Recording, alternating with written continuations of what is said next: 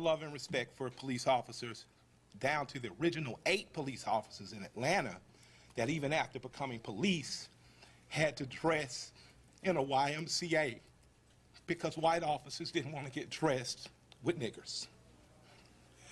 And here we are 80 years later. I watched a white officer assassinate a black man, and I know that tore your heart out.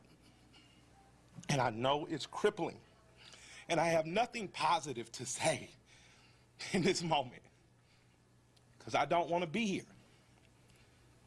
But I'm responsible to be here because it wasn't just Dr. King and people dressed nicely who marched and protested to progress this city and so many other cities. It was people like my grandmother, people like my aunts and uncles who were members of SCLC and NAACP, and in particular, Reverend James Orange, Mrs. Alice Johnson, and Reverend Love, who we just lost last year.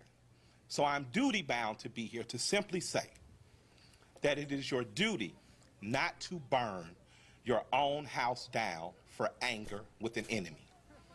It is your duty to fortify your own house so that you may be a house of refuge in times of organization. And now is the time to plot, plan, strategize, organize, and mobilize. It is time to beat up prosecutors you don't like at the voting booth. It is time to hold mayoral offices accountable, chiefs and deputy chiefs. Atlanta is not perfect, but we're a lot better than we ever were, and we're a lot better than cities are. I'm mad as hell. I woke up wanting to see the world burn down yesterday because I'm tired of seeing black men die. He casually put his knee on a human being's neck for 9 minutes as he died like a zebra in the clutch of a lion's jaw. And we watch it like murder porn over and over again. So that's why children are burning to the ground. They don't know what else to do. And it is the responsibility of us to make this better right now. We don't want to see 1 officer charged. We want to see 4 officers prosecuted and sentenced. We don't want to see targets burning. We want to see the system that sets up for systemic racism burnt to the ground. And as I sit here in Georgia, home of Stevens, Georgia, former vice president of the Confederacy, white man said that law, fundamental law, stated that whites were naturally the superior race, and the Confederacy was built on a cornerstone. It's called a cornerstone speech. Look it up. The cornerstone speech that blacks would always be subordinate. That officer believed that speech because he killed that man like an animal.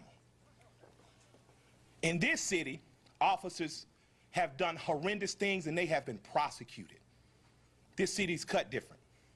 In this city, you can find over 50 restaurants owned by black women. I didn't say minority, and I didn't say women of color. So after you burn down your own home, what do you have left but char and ash? CNN? Ted did a great thing. I love CNN, I love Cartoon Network, but I'd like to say to CNN right now, karma's a mother. Stop feeding fear and anger every day. Stop making people feel so fearful. Give them hope. I'm glad they only took down a sign and defaced a building and they're not killing human beings like that policeman did. I'm glad that they only destroyed some brick and mortar and they didn't rip a father from a son. They didn't rip a son from a mother like the policeman did. When a man yells for his mother in duress and pain and she's dead, he is essentially yelling, please God, don't let it happen to me. And we watch that. So my question for us on the other side of this camera is, after it burns, will we be left with charred, or will we rise like a phoenix out of the ashes that Atlanta has always done? Will we use this as a moment to say that we will not do what other cities have done, and in fact, we will get better than we've been? We got good enough to destroy cash bonds. You don't have to worry about going to jail for something petty. We got smart enough to decriminalize marijuana. How smart are we going to be in the next 15 or 20 years to keep us ahead of this curve? So that much like when South Africa suffered apartheid, you had Andy and other politicians that could make sure that Atlanta said, Coca-Cola, we love you, but if you don't pull out of South Africa, we're going to leave.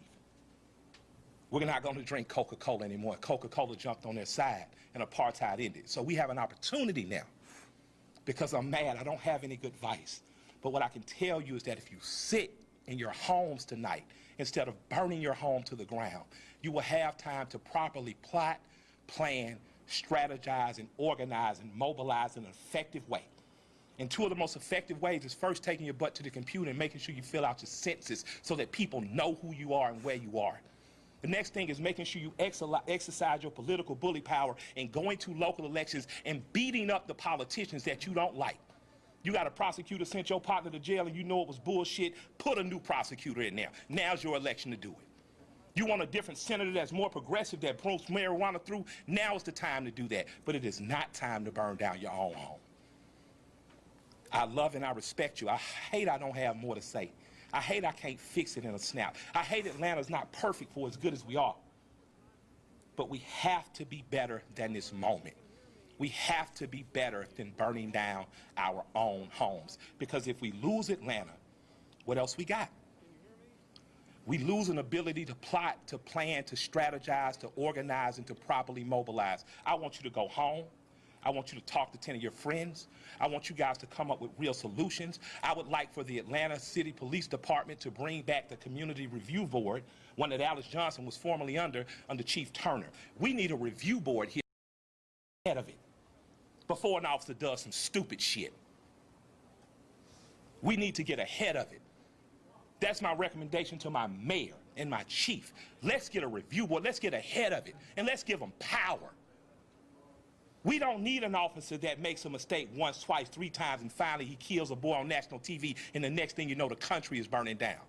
We don't need a dumbass president repeating what segregationists said. When you start looting, we start shooting.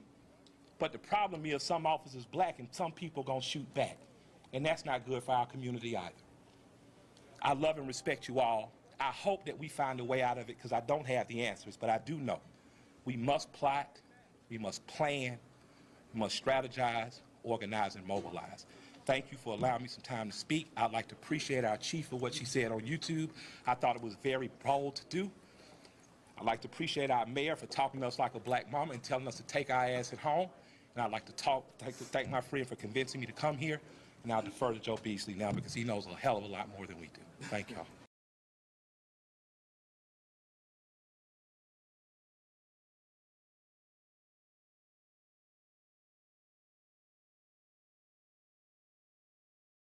We monitor everything that can affect a thunderstorm.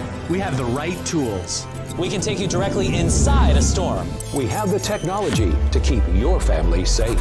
Severe Weather Team 2, only on Channel 2 Action News. Here today. Above everything else, I am a mother. I am a mother to 4 black children in America, one of whom is 18 years old. And when I saw the murder of George Floyd, I hurt like a mother would hurt. And on yesterday, when I heard there were rumors about violent protests in Atlanta, I did what a mother would do. I called my son and I said, "Where are you?" I said, "I cannot protect you and black boys shouldn't be out today. So you're not going to out-concern me and out-care about where we are in America." I wear this each and every day, and I pray over my children each and every day. So what I see happening on the streets of Atlanta is not Atlanta. This is not a protest. This is not in the spirit of Martin Luther King Jr. This is chaos. A protest has purpose. When Dr. King was assassinated, we didn't do this to our city. So if you love this city that has had a legacy of black mayors and black police chiefs and people who care about this city, where more than 50% of the business owners in Metro Atlanta are minority business owners. If you care about this city, then go home.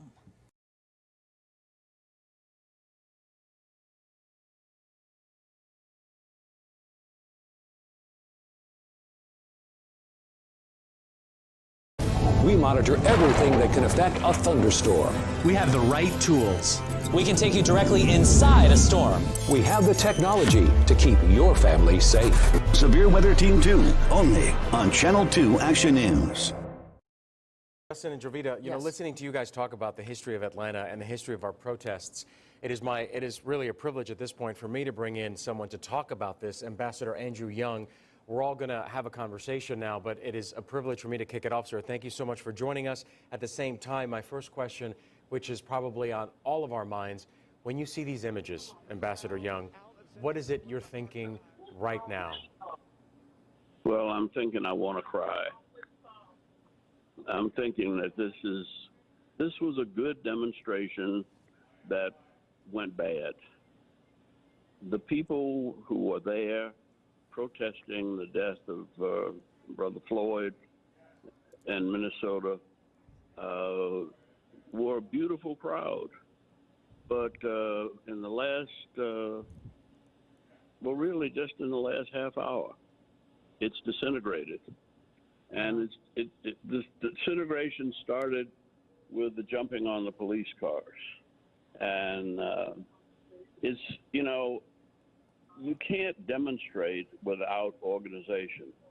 And one of the problems we have is that none of our schools are in session.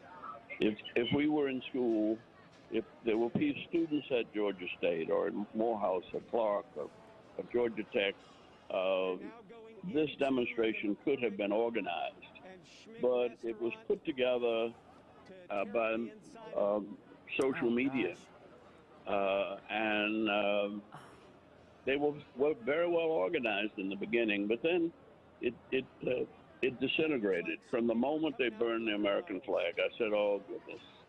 And next thing, they start breaking the windows in the cars. That's counterproductive. That hurts their cause. That hurts themselves. And they were not angry. These were not people who were concerned. These were people who were really just frustrated and showing off. And